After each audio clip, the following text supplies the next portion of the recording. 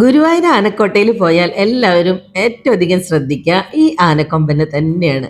കാരണം അവൻ്റെ ആട്ടവും ഡാൻസും ഒത്തിരി സ്റ്റെപ്പുകളൊക്കെ കാണിച്ചിട്ട് എല്ലാവരും ഇങ്ങനെ മയക്കിയെടുക്കുന്ന ഒരു ആന.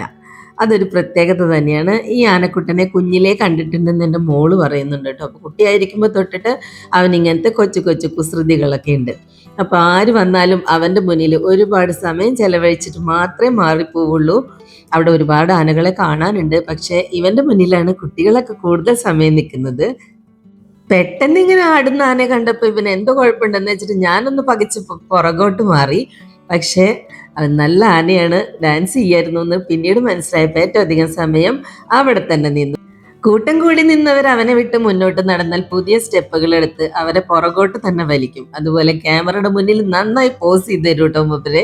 എനിക്ക് നല്ല ഇഷ്ടപ്പെട്ടു ഈ ആനക്കുട്ടനെ. നിങ്ങൾക്ക് ഇഷ്ടപ്പെട്ടോ? അപ്പം നമ്മൾ ആനത്താവളത്തിൻ്റെ ലോങ് വീഡിയോ ചാനലിൽ ഇട്ടിട്ടുണ്ട്.